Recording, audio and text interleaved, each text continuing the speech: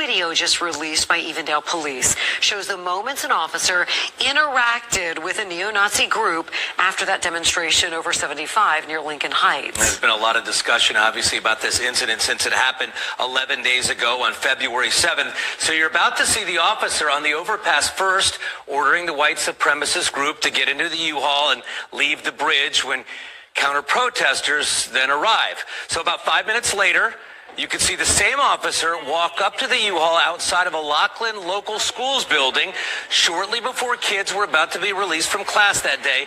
Here's the exchange now between the Evendale officer and the neo-Nazi group in the U-Haul, and the one man not wearing a mask you're about to see asking if he can go back and pick up his service dog where the protest happened on the overpass on 75. We're trying to figure out a plan to get that. Yeah, I don't know if we've got to get him an Uber or something. That's probably the best bet, I'm guessing. I don't think anybody knows about There's a dog. If the dog in there is cool if the dog is in there is cool with me driving it to you guys, I can go and get it. But there's a dog in there. I don't know. Yeah, we need to get him. He's my service animal. That's why I really need to get him. But let's go. Here. Get your mask on. Let's go. I don't give a my face right now. Just take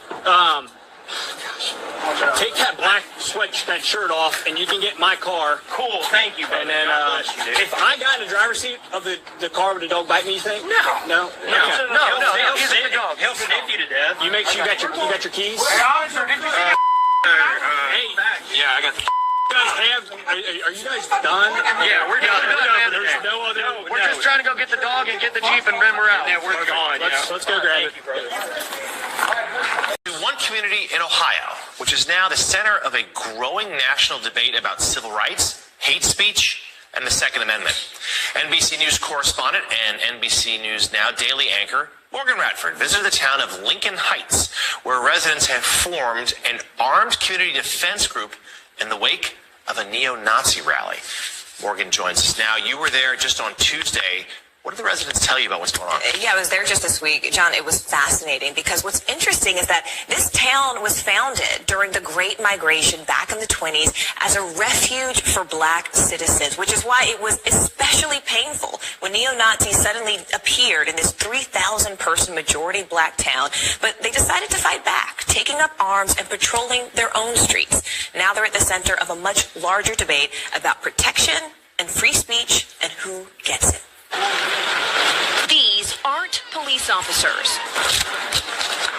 or soldiers. They're business owners, your fathers, your sons, daughters. These are civilians, members of the Lincoln Heights Safety and Watch Program. It's a duty. Okay, let's go. The duty, protecting their neighborhood, the majority black village of Lincoln Heights, Ohio. After neo-Nazis held a rally here last month, carrying rifles, waving swastikas, and hurling racial slurs, just moments before children were let out of school. At the time, law enforcement officials said the neo-Nazis did not break any laws, but an investigation by county prosecutors is ongoing. Weeks later, the KKK came with these flyers. First African-American community above the Mason-Dixon line of establishment. Safety and Watch Group spokesperson Durrance Daniels says the police did not do enough, which was more chilling because the town was founded in the 1920s as a safe haven for black residents. Lincoln Heights is our home. If somebody broke into your home, you call the police, and the police says, you know, if they do it again, we haven't broken any laws, so we're just going to allow them to break into your home again. What would you do? Are you worried at all that having a potentially armed response could just create more friction, create more danger? I'll answer that by saying I've never felt safer as a black man in my community than I have right now.